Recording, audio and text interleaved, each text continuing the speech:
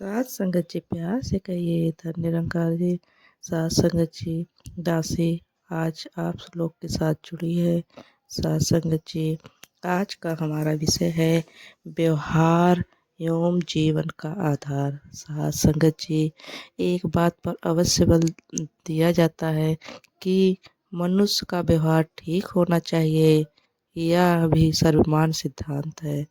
यदि भावना ठीक हो तो भले ही कर्म में या बात में कुछ कमी भी दिखाई देती हो तो उसे नज़रअंदाज नहीं किया जाता है। साथ संगत जी यदि कोई अध्यापक यदि विद्यार्थी को डंडे से मार कर पढ़ाने का यत्न करता है तो हम उसे गलत नहीं कहते।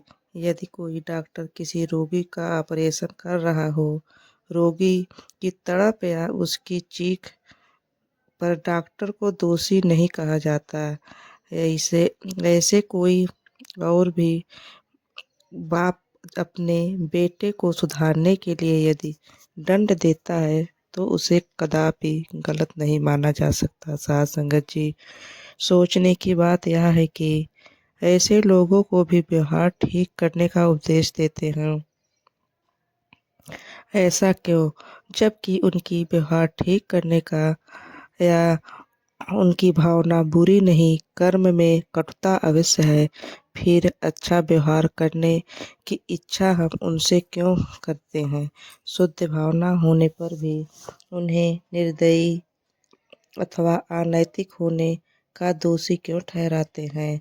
प्रश्न यह है कि उनकी भावना शुद्ध होने पर भी सद्व्यवहार का आशा करना क्यों ठीक है। वास्तव में अच्छा काम करने वालों को उसकी प्रशंसा भी मिलनी चाहिए।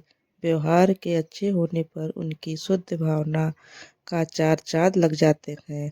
उनके व्यवहार में अच्छाई की कामना इसलिए की जाती है। साथ संगत जी यदि हम सोचें कि किसी के पास बहुमूल्य हीरा है, वह उसको लोहे की अंगूठी में जड़ा कर पहन ले, या किसी के घर में बहुमूल्य कालीन बिछी हो उस पर गंदगी फैलाए, यदि सोने के बर्तन में कूड़ा डालें, हर कोई यही कहेगा कि इन चीज़ों को रखने वाला मूर्ख है, वह इन चीज़ों का महत्व से अनभिज्ञ है।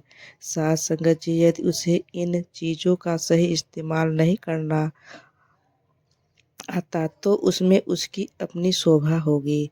उसमें मूल रूप से ना तो किसी चीज़ों का मूल्य बढ़ पाएगा और ना उनके प्रयोग में कोई अंतर आएगा, परंतु उसका प्रयोग उनके प्रशंसा का पात्र बना देगा। साथ संगत जी इन सब का भाव यह है कि यदि व्यवहारिक दृष्टि से भी सही हो तो उसकी शुद्ध भावना यश कीर्ति का कारण बनेगी।